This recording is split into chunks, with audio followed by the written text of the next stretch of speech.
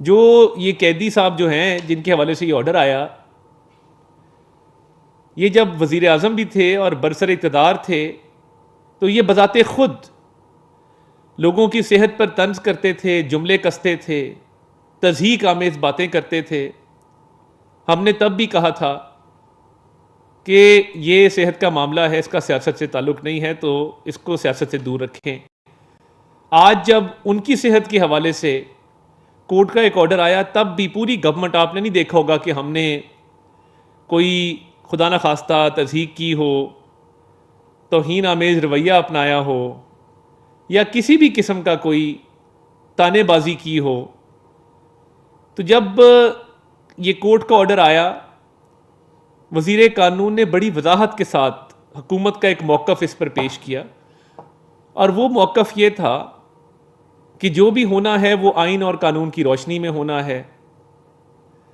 और उसमें जो रिव्यू की एप्लीकेशन इंतज़ामिया ने फ़ाइल की, उसमें जो ग्राउंड्स लिए गए वो बड़ी वजाहत के साथ पूरी कौम के सामने मौजूद हैं कि कोई एक्सेप्शन ना क्रिएट की जाए, किसी किस्म की कोई स्पेशल ट्रीटमेंट जिसे कहते हैं उसका तासुर इससे नहीं मिलना चाहिए। तो रिव्यू के ग्राउंड्स में ये बड़ा मुअद्दबाना तरीके से पूछा गया कि क्या ये सहूलत हर कैदी को मुयस्सर है, पहली बात। दूसरी बात यह है कि क्या कानून और आइन उसके अंदर इस चीज़ की गुंजाइश मौजूद है।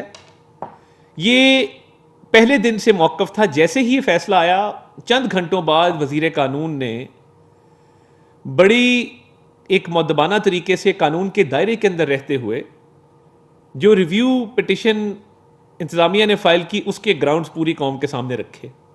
अब अगला सवाल यह है कि क्या उस ऑर्डर पर इम्प्लीमेंटेशन हुई, क्या उस ऑर्डर पर अमल दरामद हुआ? जवाब है हाँ। क्या मुआयना कराया गया? जी कराया गया। क्या शफाफ तरीके से कराया गया? जी शफाफ तरीके से कराया गया। क्या उनकी हमशीरा वहां मौजूद थी? जी मौजूद थी। क्या शिफा के डॉक्टर वहां मौजूद थे? जी मौजूद थे।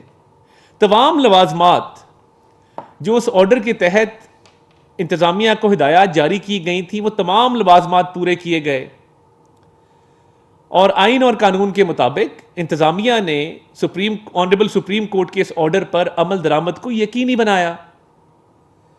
अब मुआयना भी हो गया, हमशीरा भी मौजूद थी, शफाफ तरीके से हुआ, सिक्योरिटी के भी इंतजामात किए गए, तमाम तर जो रेक्विजिट्स थे, जो रिक्वायरमेंट्स थी सुप्रीम कोर्ट के ऑर्डर की, वो तमाम तर पूरी की गई। अब सवाल ये पैदा होता है कि हुकूमत का मौक़िफ़ तो वाज़े रहा है। ऑर्डर के आने के बाद लॉ मिनिस्टर की स्टेटमेंट, जिसमें रिव्यू के ग्राउंड्स, एक्सेप्शन क्रिएट करना, लॉ एंड ऑर्डर, कानून उसके मुताबिक हर चीज़ का होना, किसी कैदी के लिए कोई स्पेशल ट्रीटमेंट जो है वो ना की जाए, उस बात का शामिल होना, ये सारी बात हो गई। उसके बाद इम्प्लीमेंटेशन के हवाले से, जब इम्प्लीमेंटेशन हो गई, मुआयना हो गया, तो मैंने 2 ट्वीट्स उस पर किए अलग सुबह कल, और उसके अंदर ये बात लिखी कि उनका मुआयना कराया गया है और कोर्ट की रिक्वायरमेंट के मुताबिक करवाया गया है, और उनकी हमशीरा वहाँ मौजूद थी, और शिफा के डॉक्टर भी वहाँ मौजूद थे, और तमाम तर जो कोर्ट के ऑर्डर की रिक्वायरमेंट्स थी उनको पूरा किया गया। तो मुझे हैरानगी हुई कि जब तहरीक इंसाफ की तरफ से, क्योंकि बिल्कुल इन्होंने एक जो लाइट ऑफ नॉलेज होती है वो इनसे कोसों मील दूर है, तो मैं इसलिए इनको तहरीक इंसाफ कह रहा हूँ, बिकॉज तारीख है और इंसाफ से इनका कोई ताल्लुक नहीं है। अगर होता तो कभी भी कंटेम्प्ट पिटिशन फाइल ना करते। अब मैं आपको यह बताऊंगा कि कंटेम्प्ट किसने किया और कैसे किया। एक बेबुनियाद कंटेम्प्ट की पिटिशन डाली गई है। जब मुआयना हो गया, हमशीरा मौजूद थी, शिफा के डॉक्टर मौजूद थे, शफाफियत से पूरी कौम को बताया गया every step of the way, law minister की स्टेटमेंट, फिर मेरे 2 ट्वीट्स, सारा मामला हमने इस पे एक सियासी बयान नहीं है हमारा। जो हकायक थे, जो फैक्ट्स थे, वो हमने लम्हा ब लम्हा कौम के सामने रखे, और कोर्ट के इज्जत एहतराम में और कोर्ट के ऑर्डर की मंशा के मुताबिक हमने ये तमाम तर चीज़ें शफाफियत से हम आगे लेकर चले। अब कंटेम्प्ट, एक कंटेम्प्ट ज़रूर हुआ। वो कंटेम्प्ट किसने किया और कैसे किया ये मैं आपको बताऊंगा। जैसे ही शिफा हॉस्पिटल का मामला खुला तो शिफा हॉस्पिटल के बाहर टोलियों में लोग किसने जमा किए? पहला सवाल, क्या कोर्ट ने यह नहीं कहा था उसी ऑर्डर में कि आप सियासत नहीं करेंगे? और कोर्ट ने इंतजामिया को भी कहा था कि आप सिक्योरिटी प्रोवाइड करेंगे। जिन लोगों ने वहां पे सोशल मीडिया की रील्स बनाई, टिकटॉक्स बनाई, मजमा इकट्ठा किया, उधर बैरियर्स को हटाया और इस सारे मामले को सियासत की नजर किया, क्या वो तहरीके इंसाफ नहीं थी? और क्या उनकी तरफ से कोर्ट ऑर्डर की वायलेशन नहीं की गई है?